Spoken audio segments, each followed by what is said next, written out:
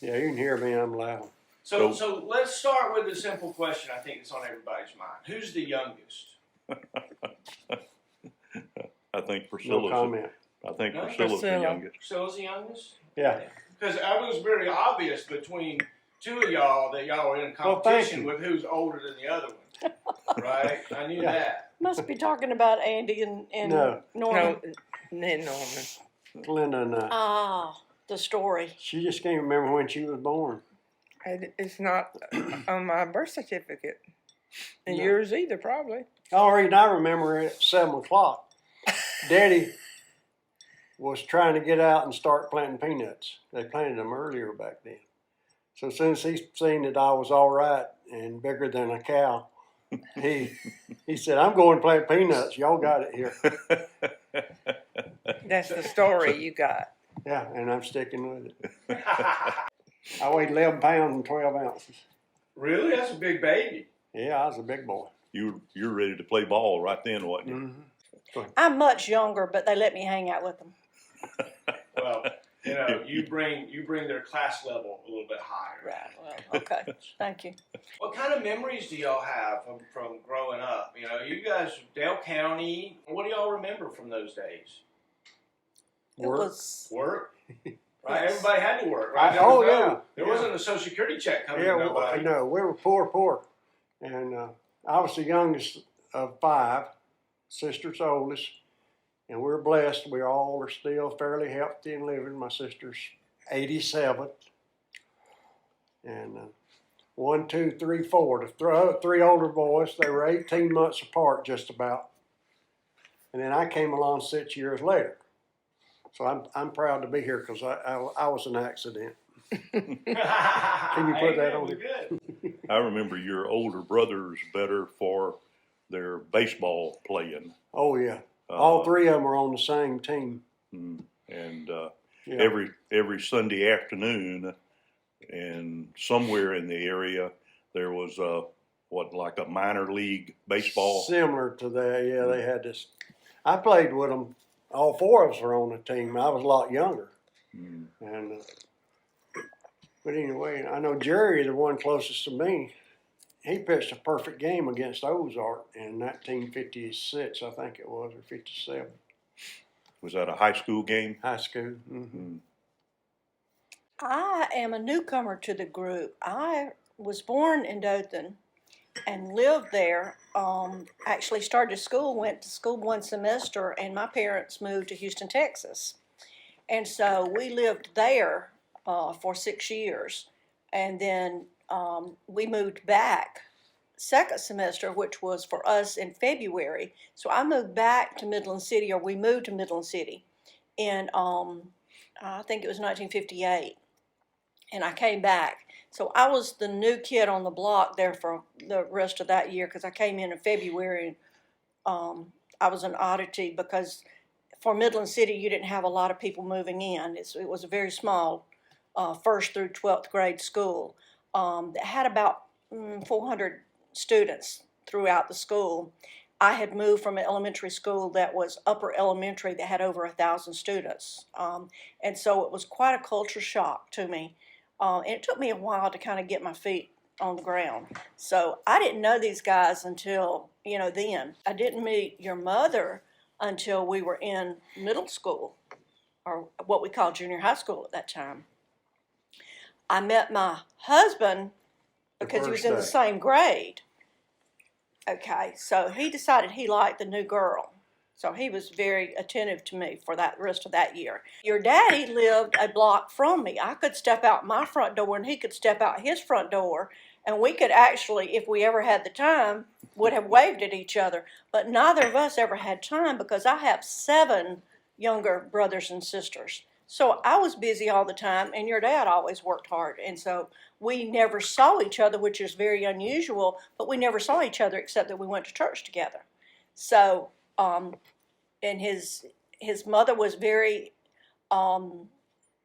involved in the church. She was our MYF director. She was the person that hauled us to sub-district. So she was very dear to us, you know, and very close to her, and a sweet, sweet lady. The thing that I remember the most is it seemed as if everybody were on the same playing field. No one had a lot, but everybody had enough. And we were all happy. We just didn't have the drama that you have now with kids of entertaining them. There was no entertaining. You worked from the time you got home till you went to bed. If you had a few minutes to watch TV with the family after you got your bath, that was the time that you did that. Everything was done as a family. We went to church. Everybody went to church. So church was a big part of our family, and community, you know, because church tied you together with the things. But you could walk. You played outside till after it got dark, and your mom didn't think anything about it. You caught fireflies and played kickball and that sort of thing, and nobody worried about you. You could walk to town. My friend across the street was a year older, was in your dad's class, Nan York, and she and I were very good friends. And during the summer, we would walk to town to the drugstore, and it was not a dangerous thing to do for two young girls to be able to walk to town and back. And it was just a slower pace and a great time. I wouldn't take anything from my growing up years and my young years. And the thing that is so special is the four of us are still tied together and are still friends and still mean so much to each other. And your mom and dad and Norman and I have been married for years and years and years, 57 and 58 years. So, you know, we're comfortable with each other, and we're each other's best friends.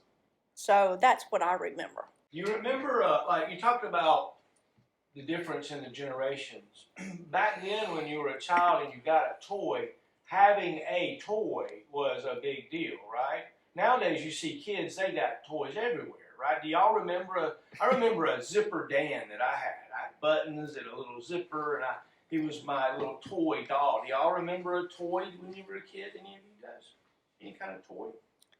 I had a red fire truck that I don't remember when I got it, but I remember in the first grade there was a request by the teacher to bring a toy, and so I brought the red fire truck, and I remember being concerned that I was going to get it back because I didn't want to. She set up some kind of display, and I remember making sure every day when I went to school that I checked to make sure the fire truck was still there.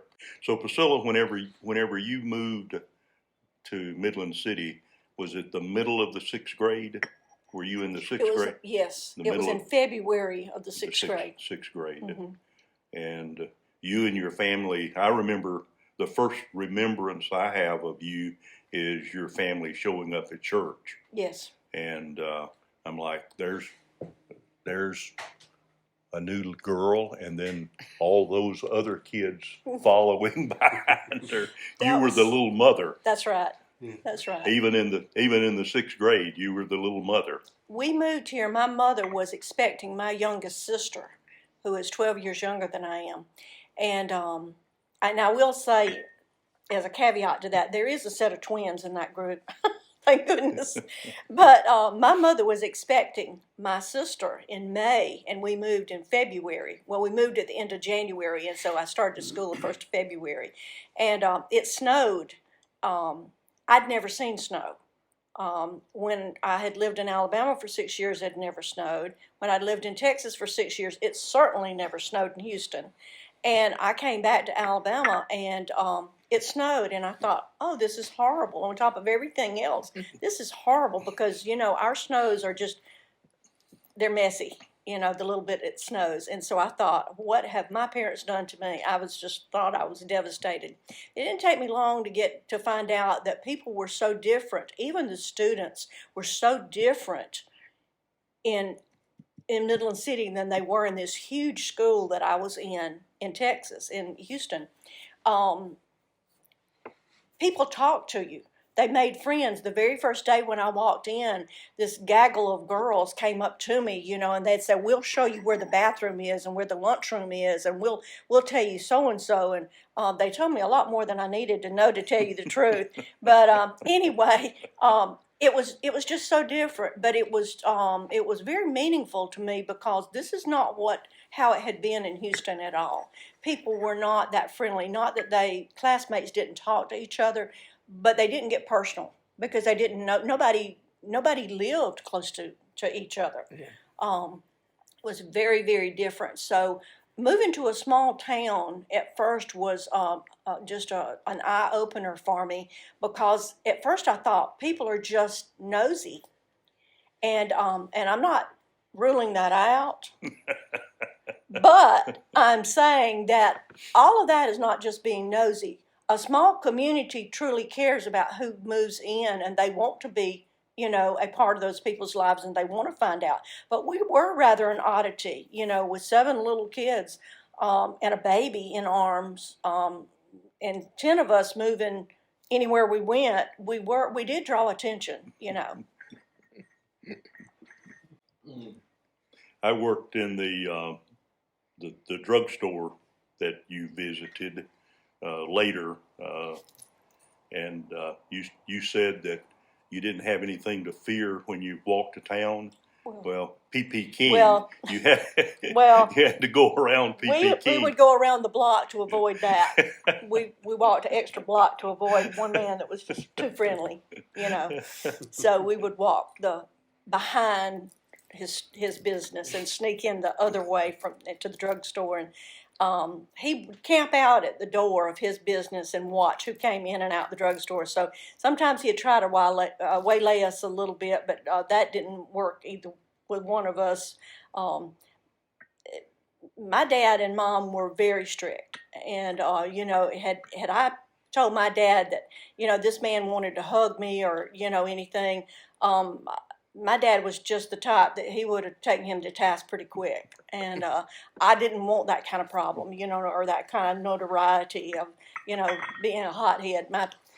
Unfortunately, my family had kind of been known as that. And I think when I first came, I had to live down a reputation.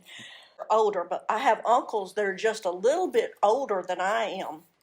One of them finished school actually the year after I did, and after repeating several grades. But anyway, that's an aside. But anyway, he just wasn't too interested in school. But being the youngest of 15, he had been babied all his life, so he didn't really know that responsibility was something he was supposed to assume.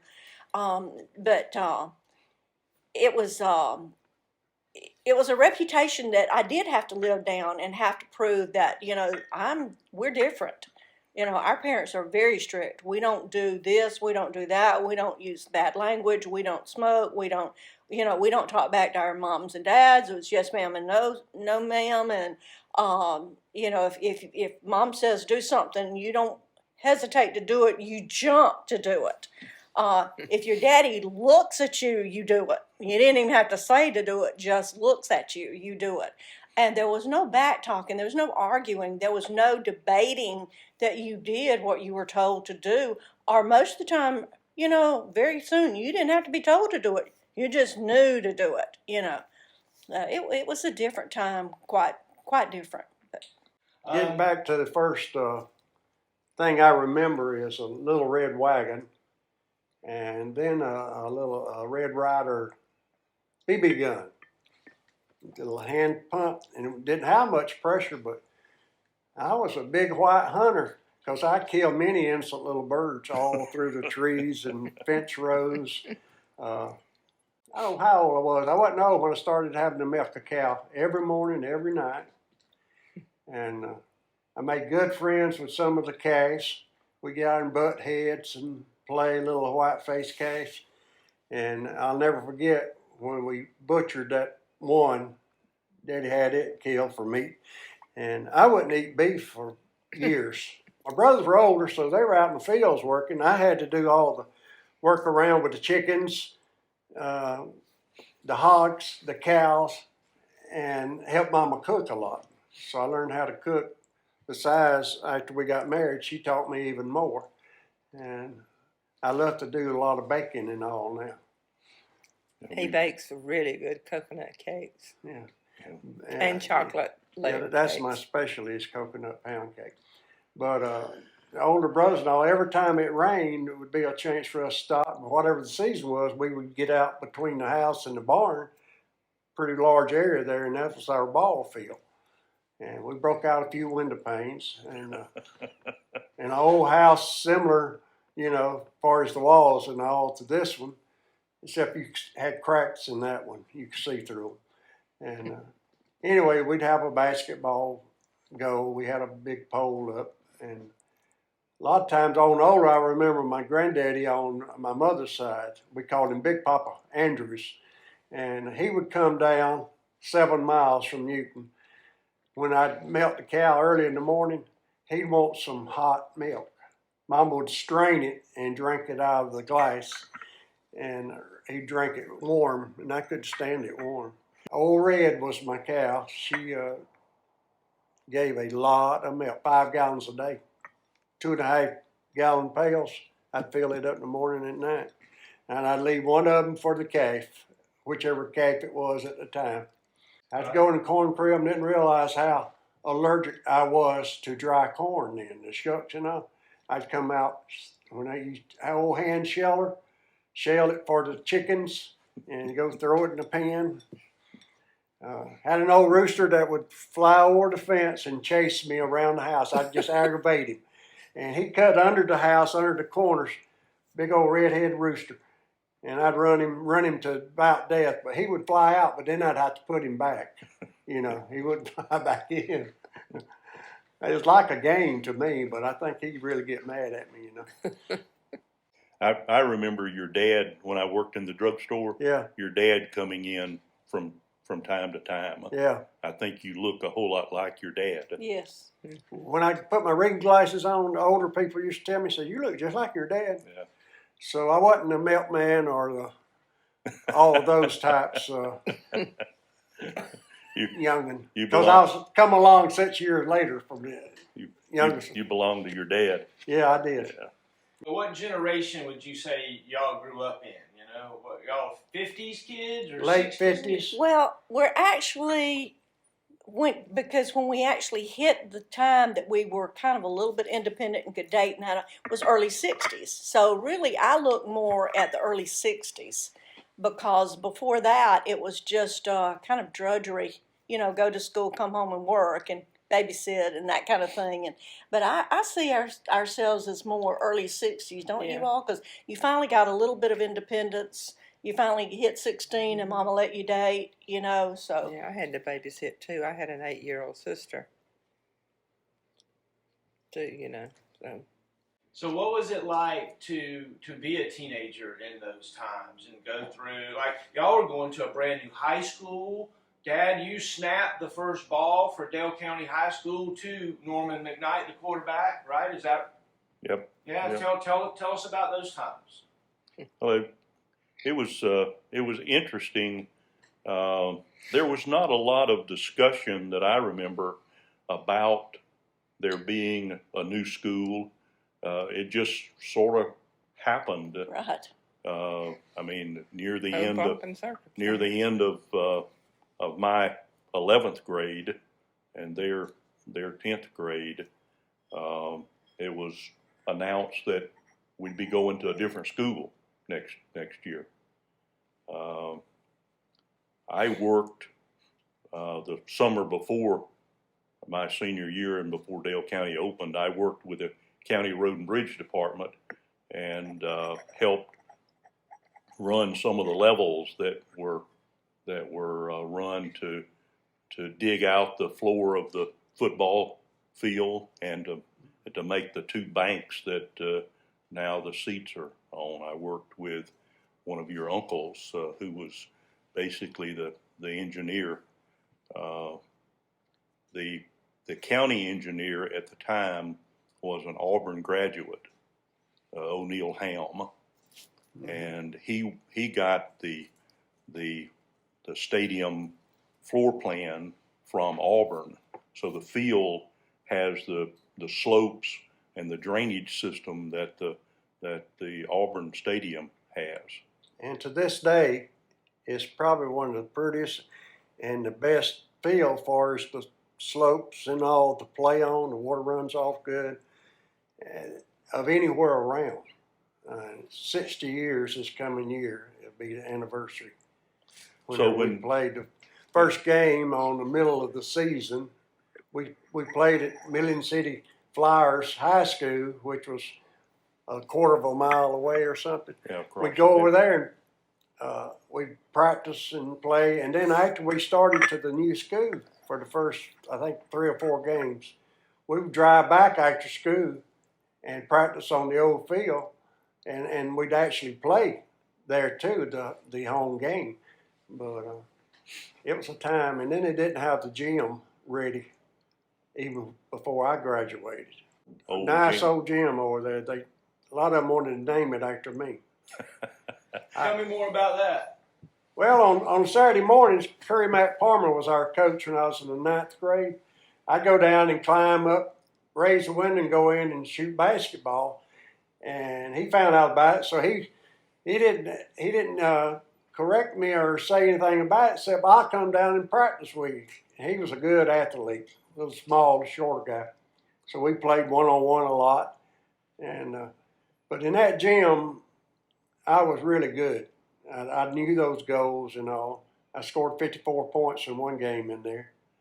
And next year, senior year, I scored 53 in Columbia one time, there was no 3-point shots then. And a lot of my shots, even though I played point guard, was shot from outside. And was 6-foot sits and long arms, and so I had to learn. And my older brothers are all good athletes. My daddy was a super athlete, and anyway, he loved ball too. So we all would play ball a lot in the yard with all of them.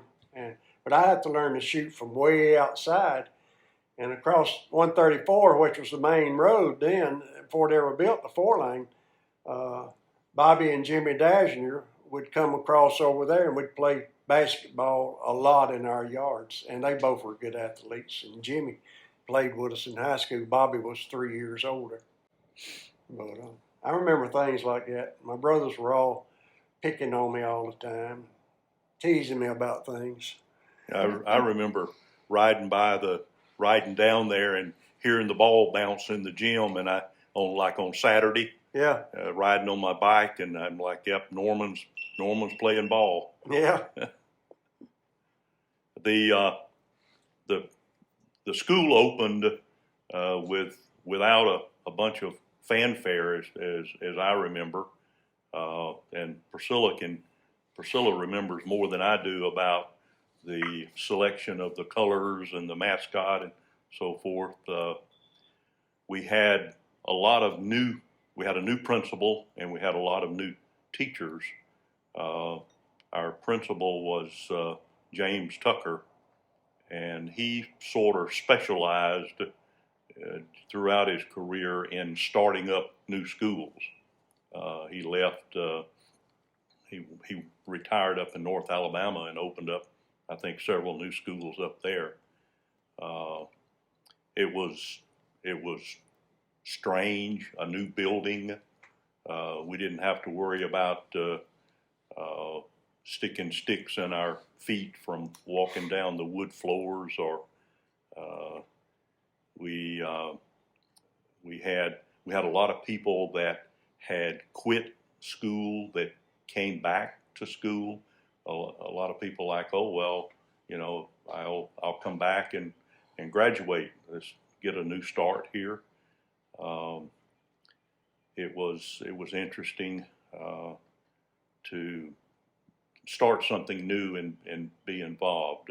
Priscilla, why don't you tell us about the school, the color selection and so forth? When Dale County High School was built, Midland City High School and Newton High School were closed, so it was a consolidation because both of the old schools had part of them condemned, so they no longer were even safe for us to be there. So there was a consolidation of those two schools, but it happened to be in sight of Midland City property because that was the land that had been donated. There was a little bit of animosity with the some of the students outside of the Midland City area because the school was placed in Midland City. So we had to overcome also not only that we were in a new school with a new, as your dad said, a new principal, new teachers. We had new friends and new students in there, but they didn't want to be there. And we were all very excited because we had come from a school that we loved and we didn't want to give up our colors. And we didn't want to give up our mascot name, which were the Flyers. We thought we were really, top dog because we had green and white, and it was nothing prettier than our uniforms, we thought. And we found out, gosh, the Newton folks felt the same way. They thought that they were, I think they were the Wolverines. Wolverines. I had a lot of cousins that was in the Newton school. They thought that they were, top dog, and it was a bit of a juggling act for all of us. We all had to do some give and take there, but it was interesting. It was great because we learned, we met a lot of those new people that came in, but what we were told was, you won't have any colors of either school. You will have nothing that reminds you of the mascot name of either school. You will have the movers and shakers there. We got involved in everything and still do, but we were given the cheerleaders and the band and the ball players were essentially the people that got to decide to make some choices here. And so we narrowed it down to several different things that we would like to have. And one of the choices we'd come up with was no one had red, white, and a Columbia blue. A Columbia blue is it's a different color. It's not a color that's used often.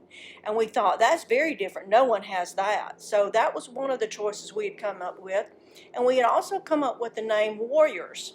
I can't even remember some of the other selections, but we came up with the name Warriors. We presented it then to the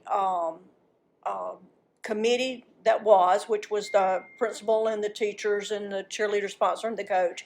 And then they announced it to the student body. And the student body got to then, after we had narrowed it down, choose, okay, which one do we really want? Well, we kind of push the red, white, and blue and the Warriors because that's what we had decided was unique. And that's what we wanted for this consolidated school, was unique. And so we told everybody, this is what we want. So they had a say in it, but they didn't have a big say in what we had done. So we became the Warriors, and we were red, white, and Columbia blue. And we still, to this day, have to fight for that Columbia blue. The original colors that were used for the uniforms was that Columbia blue. Yes. And the red and white were sort of accent colors. And I guess there was a time that in the history of the school that red was used prominently, but now I think it's back to the Columbia blue. I think that our Alumni Association has had a great deal to do with influence in that the last few years, because we have made a push for the fact that they also changed we had a warrior head, a chief head, as our mascot. And somewhere along the way, they decided that they didn't want the chief. They wanted, since we were named Warriors, they wanted something that looked just like a warrior, a regular warrior. So they changed the image of our mascot. And that didn't sit well with a good many of our older group. And so we've gradually gotten that old mascot put back in on a good many things. It's not always used, but you see more and more. It's being painted on our buildings again, and it's being used in our yearbooks and that kind of thing. And so we're getting back to where we were when we first started. And change is good sometimes, but sometimes it's really upsetting because that was not what was originally, planned. And but anyway, we are 4 very, very proud alumni. We all love our school where we went. We feel a very close tie to it, and it's always hard for us to think that somebody else doesn't feel the same way we do. But we love it. I can't believe that we've been graduated almost 60 years. I mean, I look at the pictures and I look at the mirror, and I can't coordinate the two of who I am and who I was, because I don't know where the time has gone. I'm much like your mom in the fact that if somebody says, "Can you do so and so?" I don't know the word no. Oh, sure, I can do that. I'll do that. And then my body says, "Whoa, here, you might need to do that next week." Norman, take a minute if you don't mind and tell me about work. You said the first thing that was brought up when I said, tell me about the old days, you said work. Work. Tell me about that. Well, my dad was probably the hardest worker I've ever known. Farming, rented the land, didn't own anything. We didn't own the house we lived in. That went with the land and all. And anyway, we didn't know it. Mama had our clothes ironed. They were clean. We didn't go out of the house without them, if we were going somewhere. And like Priscilla said about her family, we were always in church. We still go up to the Newton Assembly of God every now and then in Newton. Matter of fact, the McKnights practically built that church originally, my daddy and his brothers. But work was just unknown. One of the hardest jobs I remember doing, the roughest thing, was clearing 2 rows of corn through the middle of a cornfield in July, so we could put a fence through there and put the hogs in half of it, and because there'd be so much waste to put them in both of them. But I remember some of the old sows that were really mean, and some of the cows were pretty mean, and you'd have to stay alert and watch out for them a lot of times. I remember Daddy breaking his toe with his brogans on, kicking a big sow one time to keep her away, because we'd grab one of the pigs to do some surgery on it, and she tore through the fence. They were protecting their mamas. And we had an outhouse until I was on up in high school. Daddy bought some land right in front of the old house there and built a new house. I was just turned 16 when we moved in that house. And anyway, it's still there, and that's where my sister lives now. It's an interesting thing. At some point in our world, there was a term that changed, right? You used to live in a house that you built, right, or was handed down from the family.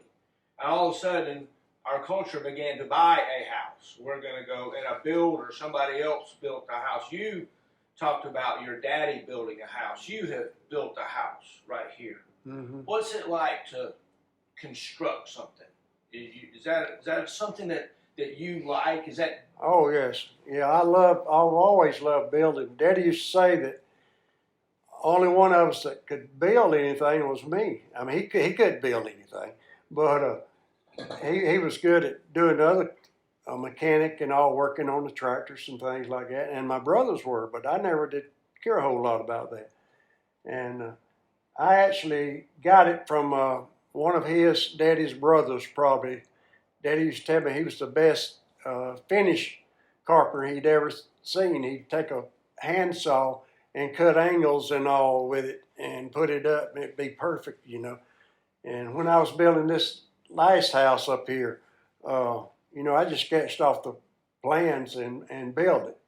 And anyway, he would come over before he died, and he'd come over, he says, "I guess you got your building experience from," I can't remember his name, Jim, I think it was, McKnight. But anyway, that's where I got mine, and started out with Sears when we got out of high school. We got married, and I had to get a job. And luckily, I got on with Sears. One of her aunts was there and called and said that they was open if you'll come.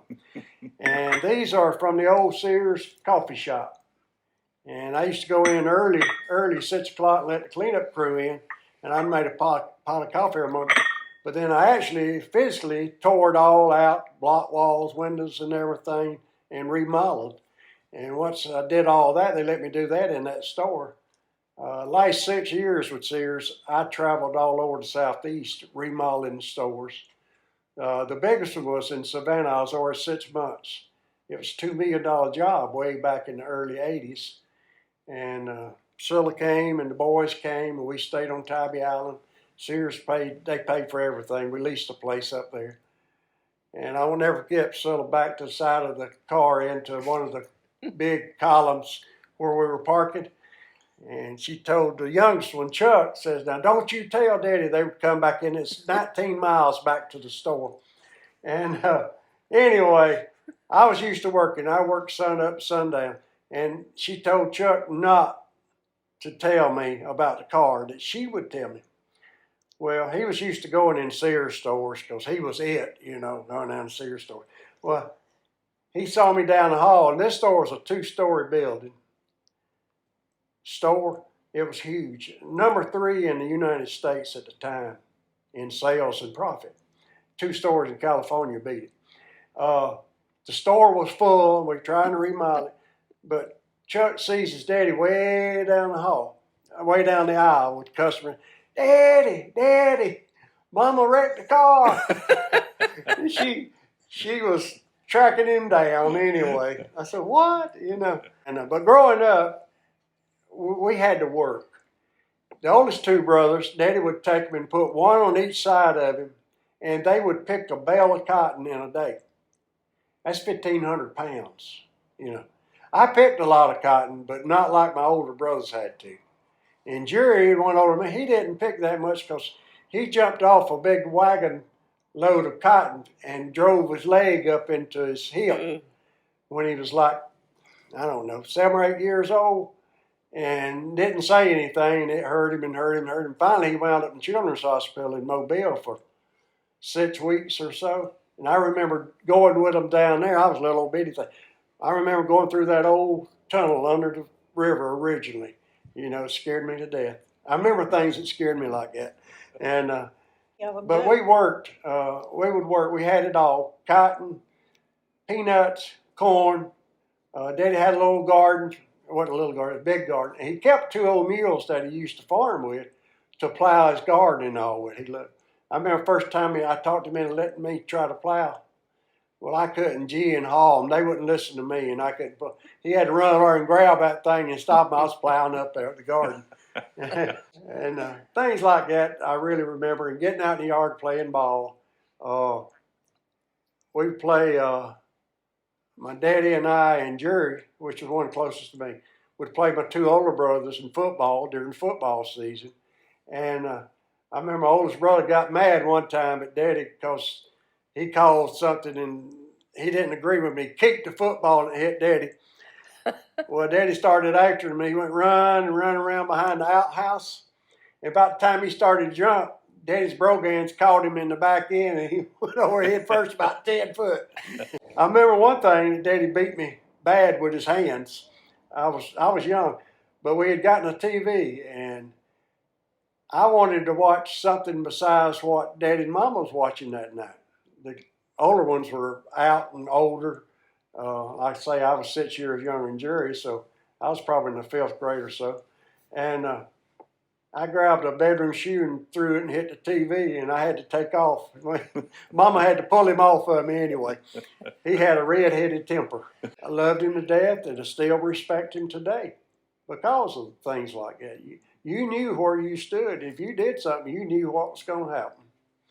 He would have been put under the jail now, some of the things he did. But we respected that and still do. We were close. My mother was very, very smart, finished the 6th grade, and that's as far as she went. Left-handed, like Andy.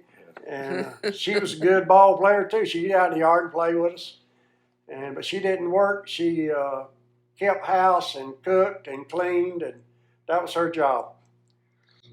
Norman, talking about work and building, when you started this project here, Yeah. what was the vision that you had? Well, we had talked about the distance from this column to there, and this wide is what we wanted it. I wanted to put it on down, there's a little hill down there, a knob. with two big ditches on each side. That's where I actually wanted to put it. And Priscilla talked me into this putting it closer to the house, which was a good thing because I made about 1,000,000 trips from here up to my shed where my table saw is, and going back and forth and getting tools. Oh, yeah. And if you lay one down somewhere, I couldn't find it. I made how many thousand trips from out there to back here. Several. And to put this tongue and groove on the floor, you get down with every piece, back up, you know, and have to fit it. Sometimes some of it had a bigger tongue than others. It was a different type of whenever they added into the first house we called the 80-year-old house was all the flooring, these rafters, all the columns that I ripped down from 2x8s and made 2x4s. Some of them are actually 2 1/4 inches wide, and some of the 2x8s were actually all the way a ½ inch wider than that. And I used them for the joist underneath. And when I got over there on that side, I noticed one day, one of them was sticking up that high. It didn't match the others. And that's when I finally realized, hey, these things are not the same width. So I had to start trying to work that out and rip some of them down. And you just can't imagine the work it took to pull the square nails out of this place and to save the tongue and groove from tearing it up. Two of the large rooms in the 100-plus-year-old house, ceiling, walls, floor. Older people remember one electrical wire hanging down with one light bulb in a huge room. There was 2 of those rooms like that over there at that one. And the house was well built. Some of the angles they cut with their old saws and all, and the boards they ripped. I hadn't looked it up, but I wonder how did they rip these big trees 100+ years ago. And 2 things I really remember on tearing them down was the pilings that the house sits on. The first one was sitting on pine stumps on the ground. And I couldn't believe what good shape. I've got 3 of them I saved out there. The next one was river rock, old stone, and they had to cut it out of the river somewhere close to Adams Corn Mill, I believe, the old river over there, because they couldn't haul these things. They 200, 250 pounds a piece. There's 30-something of them under this big older house. I brought 10 or 12 home, but the folks that owned it, they wanted some of them, so I moved them with my tractor loader and all for them. But they were quite unique. They were all about the same length, but they're all different sizes that I made as my pillows for my benches out around the fire pit. So I try to use a little bit of all of it. And as far as new stuff, the electrical stuff is new, the plumbing was new. And basically that's about it. I bought these air conditioning heater units. And I didn't have much money invested in this place. All I got is 2.5 years. I started in I started in March 2019, tearing the first one down. And I hired a boy to help me that was a hard worker, so he helped me tear that one down. That's the most help I had on anything. But as far as building it, I didn't have any. Even on the second house, I didn't use him. So I wanted to do it all by myself anyway. And when I look at it, I wonder how I did it, really, because it's a lot of work. I started in August, setting my block and all underneath. I brought 188 blocks home from the first house where they had added a couple of rooms on a few years after it was built, and they used some blocks then. And so I used all of those underneath this until I got down a certain way, and then I stacked them and left 8 foot so they'd be real stout and sturdy. But it all worked out. Priscilla helped me pull the string on it, and, the line and all, and get it square. You know how to do that. People know how to do that, I'm sure. And she was your moral So support. how did it grow from stopping right here to Well, what it is now? My beautiful wife would come down and Listen, sit and watch I me was the work. chief project manager on Yes. this. That was And the she whole says, thing. honey, can't you put a kitchen back there? And I said, well, yeah, if you want one. So I went on further, I redid it, and went on and went back. Well, long story short, we wound up that much more right there, which is about 20 more feet. And this is actually 20 because I had to go narrow because of my huge pine trees. I didn't want to move those. And we did this, and then I built the barn, the cabinets, all that. And then she says, how about I'd like to have a bedroom? Well, I said, okay. So I threw a bedroom in over there on that side. And it was so high off the ground over there, I put a step down because I didn't want it all that high on back there. Got all that going, framed it in and all. And she was sitting down here one day and brought 2 chairs. And she says, can you put some windows up there? It's so pretty looking back through the trees and all. I said, well, what do you think? She said, well, I know you can, but will you? I said, yes, I'll do that. And so it was a good time because I hadn't finished, so I had to go cut back some of it. And then one day she says, well, could we put a bathroom in down here? I said, yeah. So I added that on the back, bathroom and the pantry there that you see. And then on later, I had a lot of lumber left from that big house, old junk. She wanted a storage room, so I got a 400 square foot storage room. And this is 1,400 square feet heating and cooling space in here. It's not small. People look at it outside and they see this narrow building down here, and everyone that comes through the door, first thing they start looking and say, wow, this is big, And it is 60 foot long, so that looks, and with a big open tall ceiling, it's pretty large. But I enjoyed it. I would work from 7 o'clock to sometimes midnight, going 90 to nothing. And I couldn't hardly make it to the house to get a shower. Be back the next day, here we go. Yeah. My heart doctor says my body is amazing. So I do well. 26 years coming up from a massive widowmaker and open heart surgery. He said, you don't see people like, he thought he'd lost me 4 or 5 times, and he's my 4th cardiologist. And when this girl came in the 6th grade, her hair was hanging down here below her waist. And that got me. I used to walk her home and push my bicycle.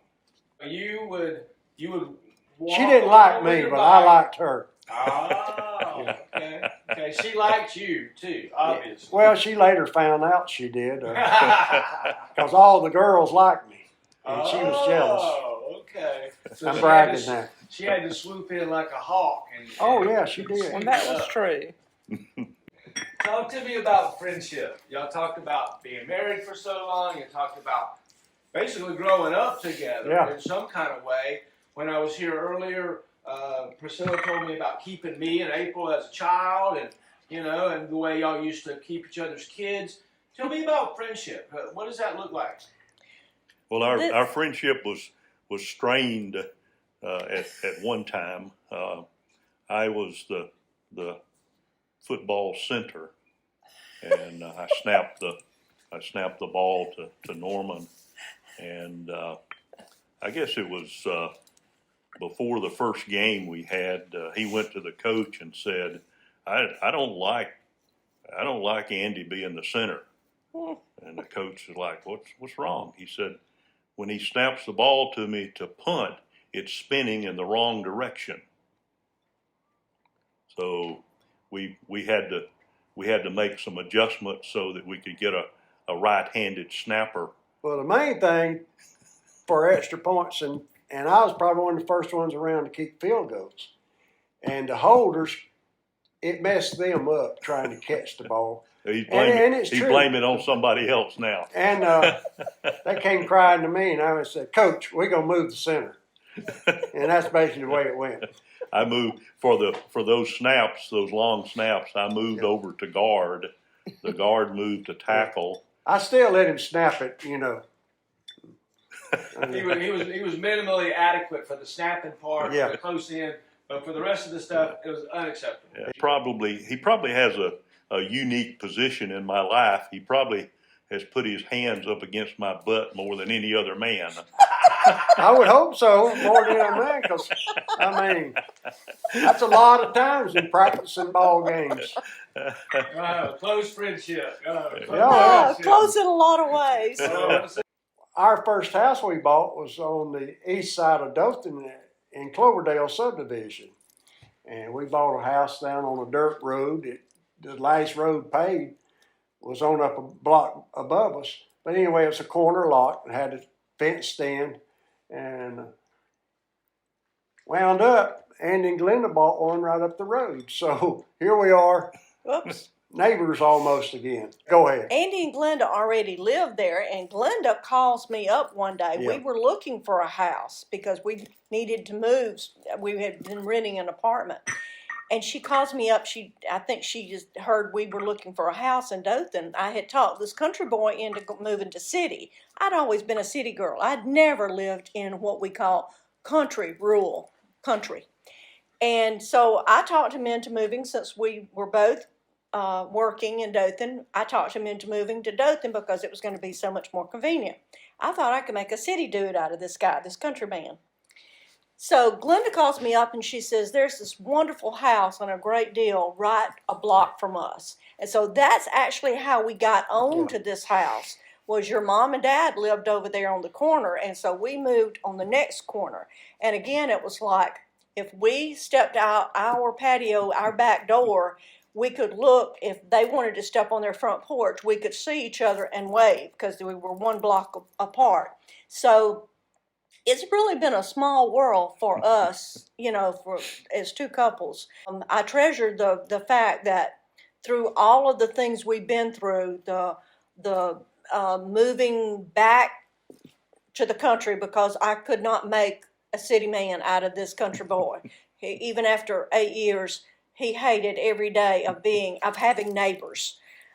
He did not like it. He said, I just cannot do this. I really want to be out on our own. I would like to build a house, and I would like to have a little bit of room to breathe, and I can't do that here. And through the building the house here originally almost 50 years ago, and moving back here, your mom and dad moving to Florida and all those years, we've still stayed. There's always been some threads there. I got up some other friends and said, when your sister got married, said, we're going to that wedding. We're going to go down there.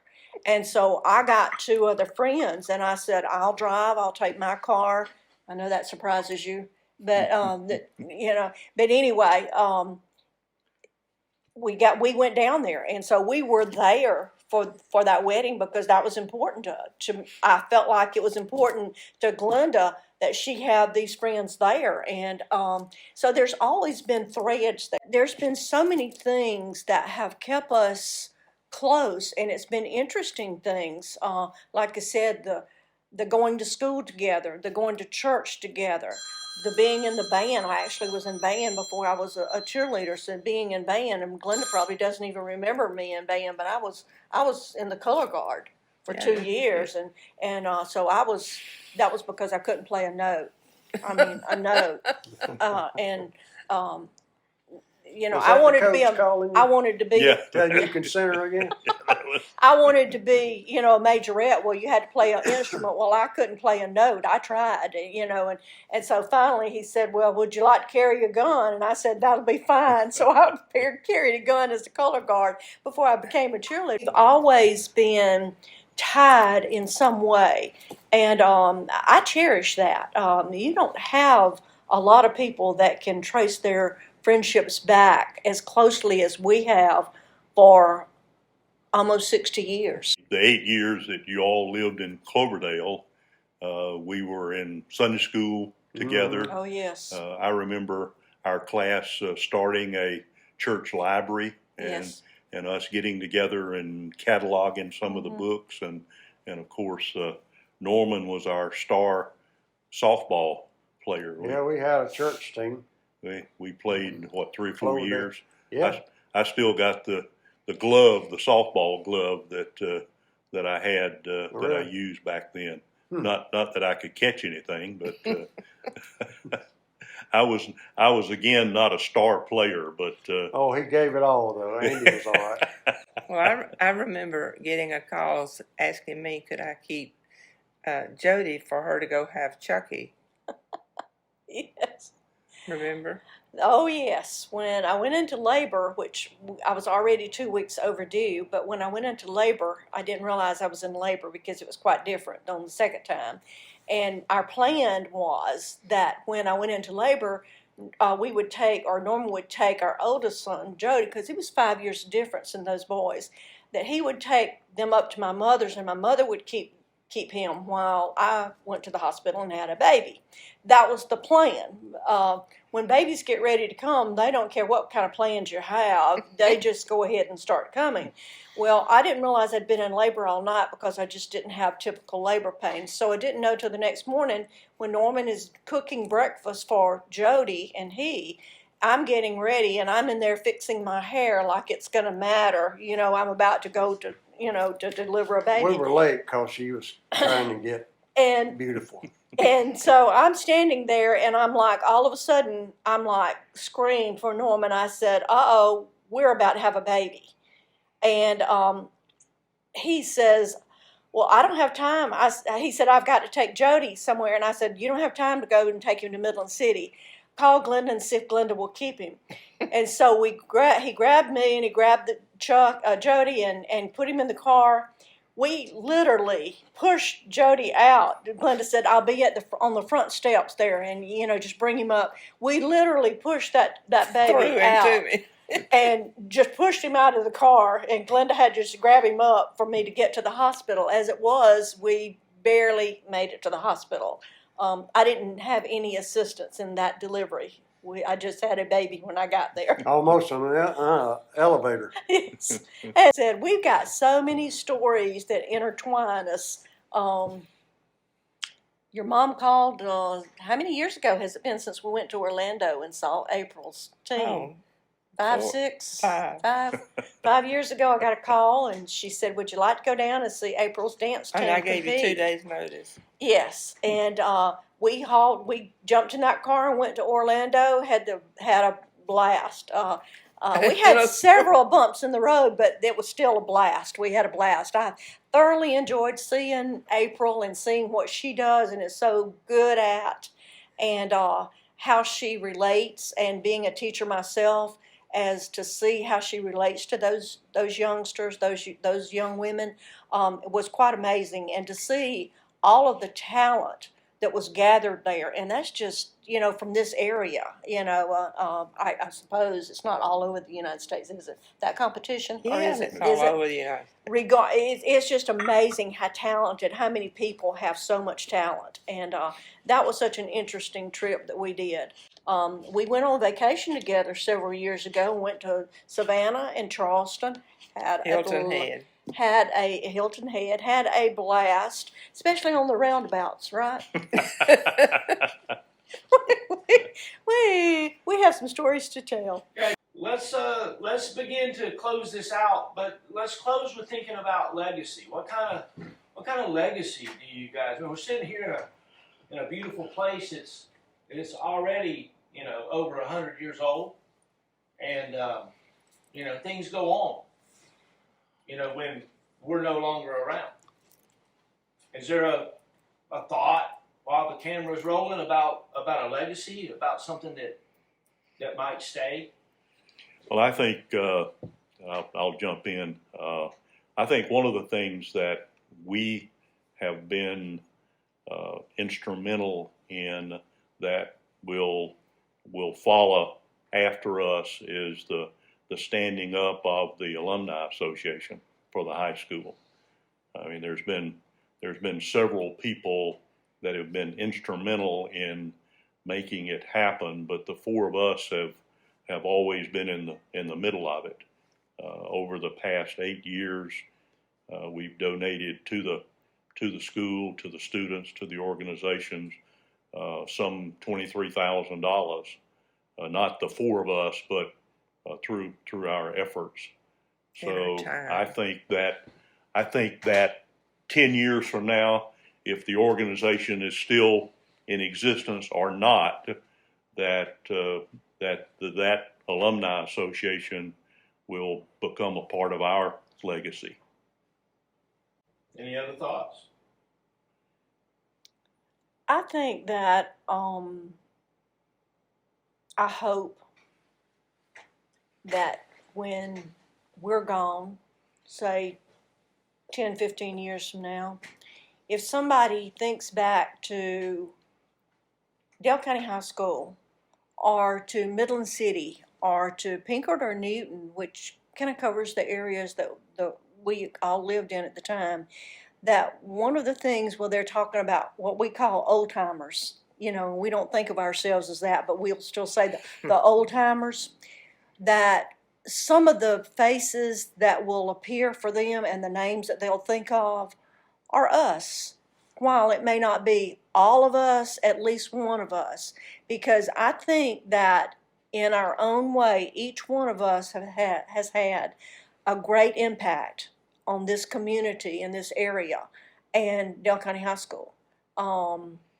And I hope that we're spoken of in those terms, that we were instrumental in doing a lot of good things, in trying to live our life in the way that we would want others to live theirs, and that we were good friends, not only to each other, but to many others. And that would be my legacy. These two women are two of the most giving and caring that I've ever known, really. And a lot of people around don't realize that.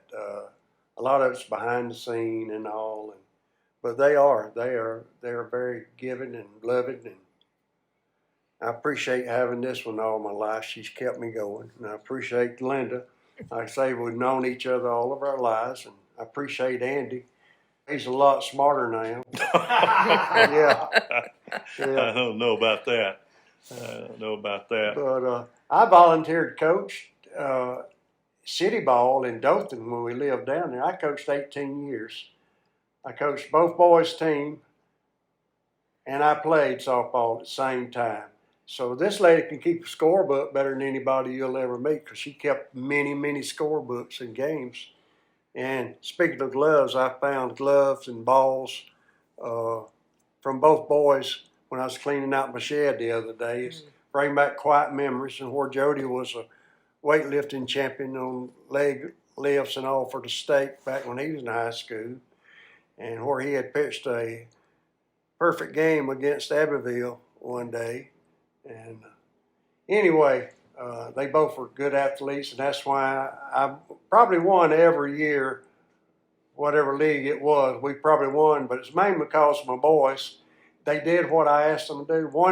They both of them pitched one game, and then they'd catch the next one, rotated back and forth on each team. So they were good little ball players. Mm. So this old redneck, a lot of the big wheels and seers, I don't know why they liked me, but they did. And I did well. It was a great company, and they had some good coffee. And Priscilla loved the cheeseburgers better than anything from that old coffee shop there. I remember as a kid going in there to see you at the Sears store. Yeah. I remember Yeah. going, knowing that you worked there. Knowing that Yeah. I knew somebody that worked in that big building. 2 days a week that I had to close up, I always went on in at 6 o'clock and opened up anyway. Well, I'd be there from 6 o'clock till 9:30 at night, both of those days. So I spent a lot of hours on my feet going through. Had a cast on my foot one time, and I busted the cast out. And then one time I cut one off with a hacksaw because I wanted to play some more ball. And the manager came in there to clean the store up and get rid of a bunch of us. And he told me, said, "Now you can't work like that. You got to quit playing ball." And I said, "No, Mr. Jones, I'm not quit playing ball now." And anyway, he wound up being a big shot when he left there. He was over the whole group, New Orleans group, and we went fishing together some. He'd come by one day. He said, "How's your work?" I said, "It's all right, boss." He said, "Go get your boat and pick me up at the house in an hour." And then I couldn't drag him away at night. He's talking. He drank a few beers. He'd be talking, cigar.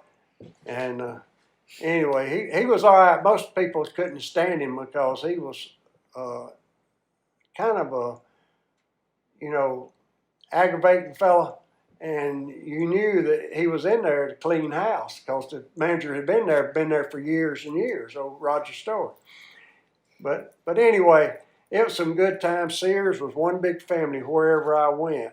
That's great. They'd take me in. I'd wind up playing ball and that, like in Savannah. We wound up a team. We went to the state, and in Georgia we won the state softball tournament. And I'll never forget the gnats, that black gnats. They would eat you up. In the first game I was playing center field, and I went in and dug out, and I said, God, what do y'all do with these gnats? I've never seen anything like these bite like this. Oh, we got some stuff here. You put it on you. It was that Avon stuff, whatever it was. It would Yeah. keep them off of you. It's so But they were awful. Some of our best years growing up together was with Sears, one big family. Anywhere I was, I'd find a lot of clothes for Priscilla. We had a petite section way back when, and the manager in Dothan, she would find something, she'd call me. I think Priscilla liked this. I said, well, put it back.